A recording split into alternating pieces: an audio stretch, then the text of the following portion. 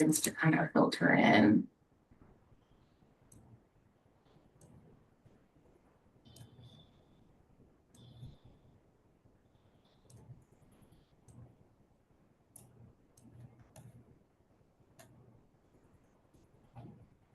All right. Good afternoon, everyone, and thank you for joining today's Lunch and Learn webinar. My name is Sydney Konihia, and I am with the International Franchise Association, and we have a great 30 minutes signed up for you this afternoon. Before we get started, I just wanted to touch on a couple things. Today's webinar will be recorded, and the recording will be made available on our YouTube channel, as well as community.franchise.org later on this afternoon. And if you have any questions for today's speakers, please add them to the chat or questions box, and they will get to them towards the end of the session, or if it's relevant on the topic they're discussing.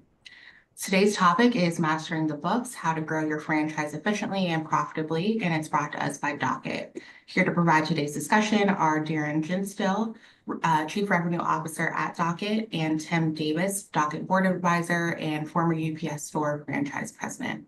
Thank you both for joining us today, and thank you again to Docyt for sponsoring today's Lunch and Learn. And without further ado, I will go ahead and turn things over to Tim and Darren to get us started.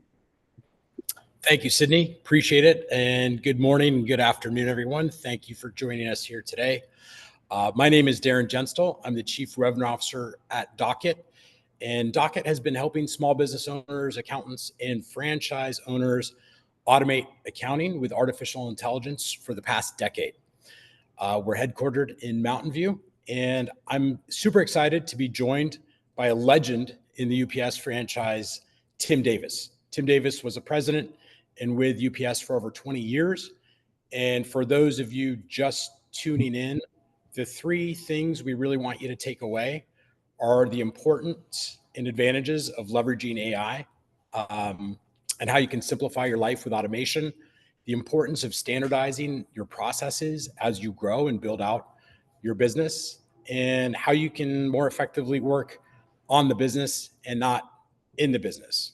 So with that, Tim, can you maybe provide a little bit of your background at UPS, what you oversaw and what you did? It's a pretty impressive resume you have. Well, thank you very much, Darren, and thank you to Docyt for hosting this and the IFA for providing the platform for us to do this. As you mentioned, I had 20 years with UPS. I was part of a software subsidiary that UPS bought the same year that they made the purchase of mailboxes, et cetera. And within a year, I moved over to that other acquisition. And a couple of years later, we rebranded to the UPS Store. And I spent time running technology there, running operations for a couple of years. And then I was the president of the organization for 9 years. And just got to experience a lot of very interesting things, rebranding being, I think, the biggest, but, followed by some pretty seismic events like the Great Recession and, the challenges of COVID in 2020. It had an effect on every business out there. So I got to see a lot and do a lot of things and learn so much. I worked with such a talented group of people. I enjoyed relationships like those in the IFA and with our suppliers and vendors, and meeting so many franchisees, not just the thousands of UPS Store franchisees, but franchisees in other lines of business as well. So it was surprisingly rewarding. I never thought I would be in a career like that, but I enjoyed every minute of it. Awesome. Thanks for sharing, and congrats on 20 years, and happy to be working with you and have you as a friend and an advisor to Docyt. Just a bit of housekeeping. The audience Q&A, please submit your questions using the Q&A link on the menu bar. So let's kind of dig into things. And I think, the most important thing, take finance and all the other things that go into being a successful franchise owner. From your perspective, what are the keys to being successful as a franchise owner? And then two, what are some of the major challenges that franchise owners face today that would, it's easy to touch on so many things in just a 30-minute window, but I think first and foremost is something that's, indicative of the word franchising. And to me, that's just passion for the business. You see it all the time in franchising. These people are excited about what they get into. They're excited about the brand they're affiliated with. Um, it really does have a spirit of camaraderie when you have other people that are working a proven system with you. You can see what works. You've got a methodology to follow. I can't say enough about franchising. I think it's really a good line of business. And everybody comes in excited and pumped up. And without that passion, I think franchising would lose a lot. So I think first and foremost, it's the enthusiasm that everybody brings in. But the thing that comes along with that, Darren, which is really interesting, is it gets tedious, and it gets to be you get challenged by boredom at some point. I mean, everybody can be excited about a new thing for a while, but you do it day in, day out for year upon year, like a lot of franchisees do. And the routine of running the business, of supplying, dealing with your suppliers, dealing with your financials, customer service in a very challenging climate. These things can really tax the best of us to the point where you can lose a step, and it's still a highly competitive environment. So you've got to have not just that enthusiasm, but you've got to have the endurance, to manage things when they become rote, when they just become, same old, same old. How do you pick yourself up every day you walk in the door and still have the kind of motivation that attracts customers, inspires your employees and associates, keeps good relationships going with your suppliers and vendors, network. Those are, that's one big thing, I think, and it's corollary that's a challenge.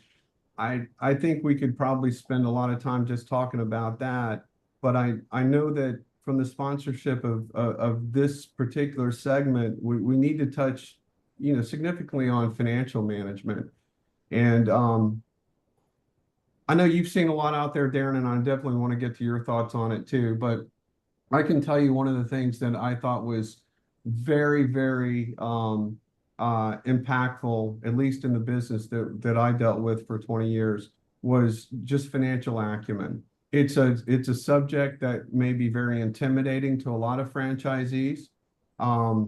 It can be even a challenge to people that thought they were really good with financials before they got into that particular business. And I remember when I was doing some IFA coursework, IFA has their curriculum in university, and there's some excellent materials in there. I remember I took one of the financial courses. I wanted to see what was in there, and it ended up being so suitable that we ended up making that a big request for our franchisees to take, and ultimately started requiring some financial coursework. But it led off with this statistic, and it said that what was 80% of businesses fail in 7 years. They know how to make it, they know how to sell it, but they don't know the financials. And that was kind of the primer for getting into the content. It was very compelling. And it really just led to this concept of you've got to know your numbers. And it was also trying to tell you that this stuff isn't as arcane and as difficult to comprehend as you might think. You can dig into this stuff. You can know your cost of goods sold. You can understand and analyze all your expenses. You can calculate your contribution margin, and that you should be able to do things with these numbers that make you a smarter business owner. Like before you buy that next piece of equipment, understanding your contribution margin helps you understand how much more you have to do in sales to pay for that piece of equipment that you just purchased. When is it going to add to your profitability rather than be a drag on your expenses?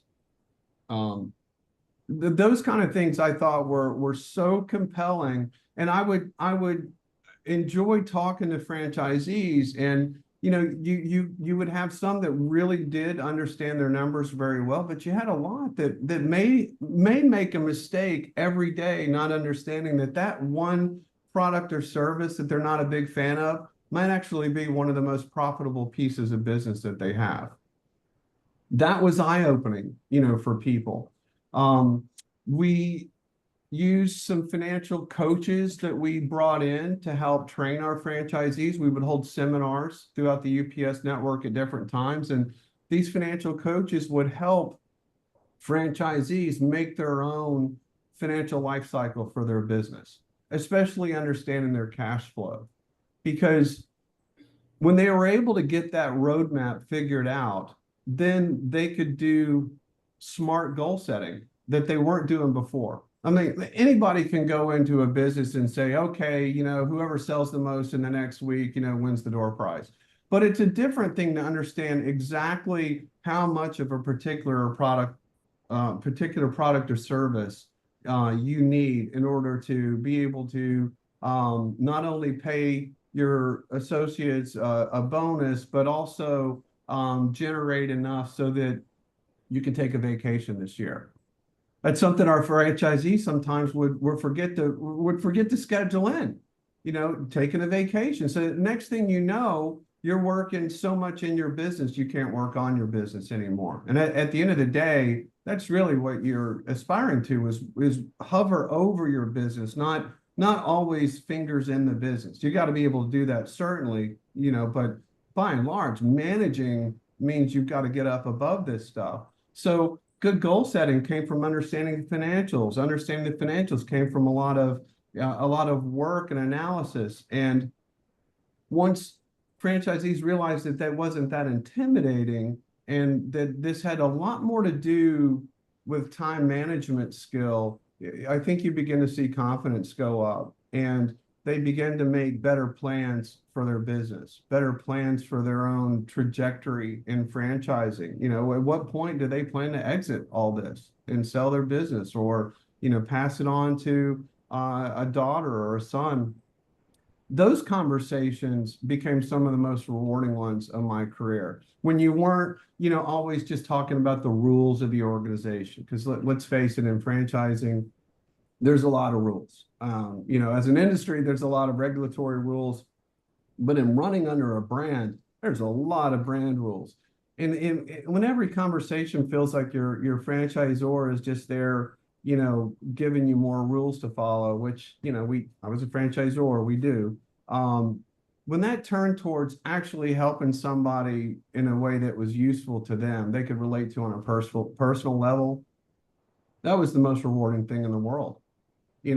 But being able to dig into these financials, Darren, that was a big, big barrier to break through for a lot of people. Not everybody. I don't want to, impugn anybody that was, a financial wizard going into this. They certainly, made it easier for us in the way of coaching. But a lot of folks, they just brought all the enthusiasm in the world. They just needed somebody to help them make sense out of a lot of this stuff. They didn't go get an MBA from Harvard or Northwestern or anything like that. So when you had the education resources like the IFA provides, you had the tools that are out there, and certainly, I would plug Docyt at that point. When you had the tools to make that more effective, you can be a smarter business person. So for me, everybody's excited coming in, but it does get to be a grind. And the key to unlocking all this stuff is just understanding that business inside out. What did you see? You talk to so many small business. I know it's not just franchisees that you talk to, but either in that category or small business, I'd be interested in what your experiences have been as well. Yeah. So, just to sum up what you said, right? Enthusiasm, right? It's easy to have that enthusiasm out of the gates, and it's, really about the endurance and then understanding the business, the financials, and then expanding that business. But as you mentioned, I'll answer your question. We deal with small business owners, accountants, owners of hotels daily, right? And to your point, they all want to work on the business and not in the business, but they get caught in just the rigmarole and the manual data entry, tracking down their employees for finances, or they just outsource it to an accountant. So it's not uncommon that, we deal with small business owners who've been on their third bookkeeper. They fired their, fourth accountant, so they don't have the continuity, as you mentioned, to understand the financials of their business. So they're really that's kind of two ends of the spectrum, right? And I saw that too, where you may have just I don't want to deal with that part of the business to the point where and you completely delegate it away, or you're so mired in it you've lost your time and ability to manage the business. I mean, neither one of those are ideal in my experience. It's great to understand everything, but not to the point where you can't function on running the business. And it's great to be able to delegate so that you get some time back, but not to the point where somebody else understands your business, but you still don't. Right. And that's the key thing. The delegation component of it is, we're seeing a mass exodus of accountants, fatigue and burnout from bookkeepers.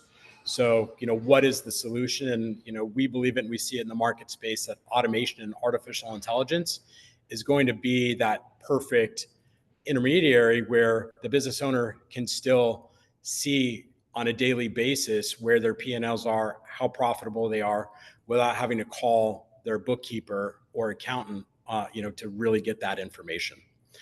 So just kind of shifting gears here, we were just at a on-site meeting, or we hosted a bunch of UPS store owners at their annual convention last week. And I'm sure everybody understands the name of the game is to get to that second, third, fourth location and kind of build out their businesses. So I guess from your perspective, what you've seen, what really slows people down from getting to that second and third franchise store location? Well, getting to the second location, is usually not the biggest hurdle.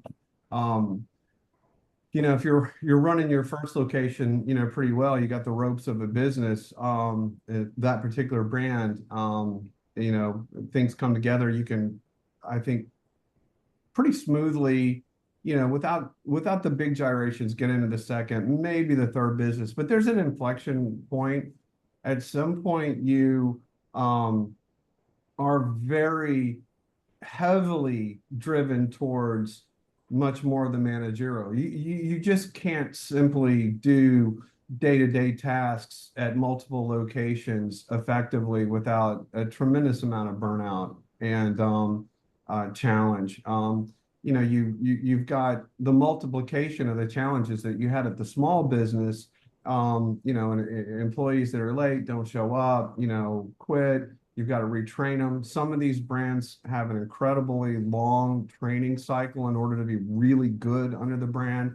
When you've got that stuff starting to happen at multiple locations, you can step in one place, but you have a hard time stepping in 2 and 3 places on the same day.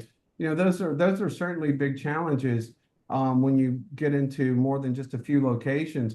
But there's an even bigger step where at some point you've got enough of an employee base across different entities that you're running, you're genuinely running a small company at that point. You have legitimate human resource type issues. Your financial picture is more complicated, and it requires more insight, maybe more speed for your information. You talked about the ability to see things in real time. You can't always wait to the end of the month. But you're running a company at a certain point, and not everybody's well suited for that. And it doesn't mean they can't do it just because they're not well suited. It just means there's a lot of adaptation, things that they got to be smart enough to bring in the right people, the right components, tools, or technology, so that they can make those big leaps and continue to grow their footprint under a particular brand. But 1 to 3 businesses, 1 to 2 is a challenge in and of itself, but that's doable. Get to 3, fine. You start getting to 5, your problems are getting to be much different. And then you start crossing into 8 or 10 locations, especially if there's distance here. You're running a company at that point. And if you don't have all the functional pieces in place that you would expect to find in a full-blown company, you could really, see some other challenges that you'll be even less happy with. Got it. Now that makes a lot of sense. So, obviously it seems like you really need to own that business as you grow, understand the nuances, but not get caught up in the weeds too much. I guess from your perspective in that light, what are the 3 to 5 top activities that would distract a franchise owner from their business? Well, you can get, you can get caught up in one-off situations that are, things that just aren't the norm. That's majoring in the minor. I think that sucks people down a bad rabbit hole a lot of times. But the biggest one that I saw is, spending too much time and energy not working the system that you bought into. You did all this research, you got all this excitement to be under this brand or run that system because it's got a proven success. And the first thing you're inclined to do, because it's not easy doing that stuff in real life, you want to start adjusting and changing it. And now you're spending all this time, wrestling in your mind how you can do different things and trying to convince your franchisor that they need to do different things when you've got proven examples of that system going on with other franchisees all around you. Darren, it's not to say that some of the best inventions don't come from the franchisees or the small business owners in the field. They do. There's great ideas, but there's a time and a place to cultivate those. Certainly, a franchisee that's really on top of everything we're talking about has more luxury of time to contemplate and strategize and be part of the skunk works. But when you're still trying to crawl up onto your feet after just opening a new business, you need to go with tried and true until you've got that down pat. When you're expanding your locations, you've got to continue to work the system until you've really got a handle on all that. There's a point out there where certainly you can begin to offer ideas, and I'm not suggesting you don't run ideas, to your franchisor, but not at the expense of today's opportunities. So the forest for the trees mentality, I think is probably the biggest aspect that I'm talking about there. And the third thing I would say is back to the financial thing, financial acumen, understanding where the leaks in your business are. You got to be able to plug those. Where are your opportunities falling short from what you should expect out of your business? If you're not hitting, benchmarks in a key category of the brand you work under, that should be where you're spending, some of your time. Incentive and goal setting, and all that stuff is really wrapped up in, don't make the mistake of finding something that works and not continuing to do it. It's kind of the opposite of this idea that do something over and over that's not working is the definition of insanity. I've heard people say, well, the other definition is finding something that works and you don't do it anymore.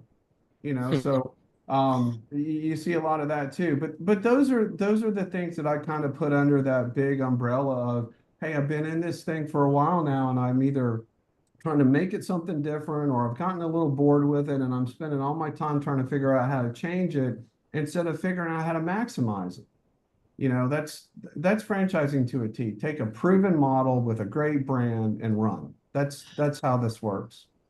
Yep.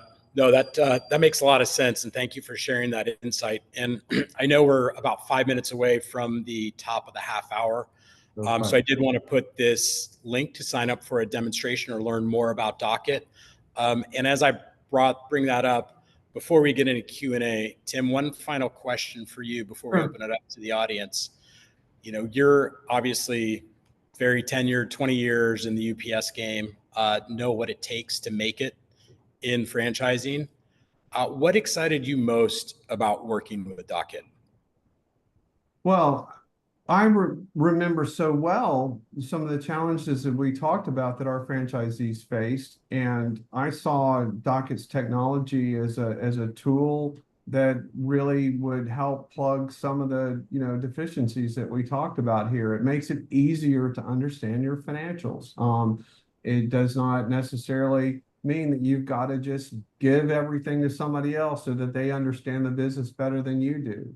The timeliness of the information that Docyt provides. It's I'm starting to sound like the commercial now, but it is the integration to, the QuickBooks system that I remember our franchisees using. That I looked at that and dovetailed that with all the things that we've talked about, experiences that I've had. And, to me, it was a hand in glove fit for our type of business and franchising in general. You've already got a growing footprint in the franchising world with Docyt. So, I'm sure that you can expand with what some of your users, tell you. But I just thought this was a great component, and it's on the technology evolution that we see everywhere today. AI is becoming pervasive, and it's not just a gimmick word. It's actually, a way to help people get more valuable information in front of them sooner in ways that they can understand. So, to me, it was an easy fit. Great. Really appreciate that. Yeah, and I think the thing that really brings me energy every day is just the amount of time savings we bring to business owners, the insights we can bring, and then the cost savings from accounting and bookkeeping. And I think we just have a couple minutes left. Sydney, is there any other questions, or should we let folks go a couple minutes early? Yes, so there was a question that came in. How important are Google business reviews and other marketing spend in terms of getting new leads and business in the door? Yeah, I think just about anything that you're doing to get your name out there and improve your reputation is vital, in an era here where everybody has the means to look at, some reputation score in their hand. So I felt pretty strongly about things like Google reviews and whatnot. But I tell you what, it's a waste of money if you don't follow up on the reviews. So if you want to put a spin towards your online reputation, I couldn't be more supportive. But the worst thing to do is you make those kind of spins, and then when somebody misinterprets something and writes you a bad review, and nobody sees that you've responded in a professional, polite way, all you're left with is a bad review. So I think the spend has more to do with what do you plan to do with the reviews than it does with just whether or not you should spend money in improving your social reputation. Perfect. Got it. All right. We have another one that just came in. How important is it to reward your staff and keep them engaged? I know you spoke about it earlier, but what have you done to keep your staff engaged? Well, I mean, your mileage may vary. It depends on so many factors, but I'd say in general, it's essential. Your staff gets bored too. If you're doing the same thing day in, day out, then everybody's prone to getting bored. You got to keep it interesting. But there's also, you make a race out of things, right? Who can do what, sell the most of this or that product. But when you get smart about these goals, then you might realize that, hey, I've got this high margin area over here we're just not paying enough attention to.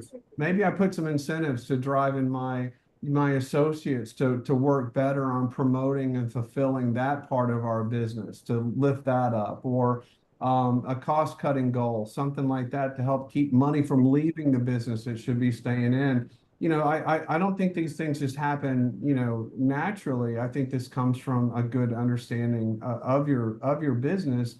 And I think that, the gamification of this, if that's still a word that's getting used, is something that keeps your employees engaged, gives them something to vie for every week or month. And when it's a meaningful, let's say, financial bonus, hey, that can become a retention tool for employees as well. You run these kind of things with the right spirit of camaraderie in an organization, and then it helps keep people in your business that you've spent a lot of money to train.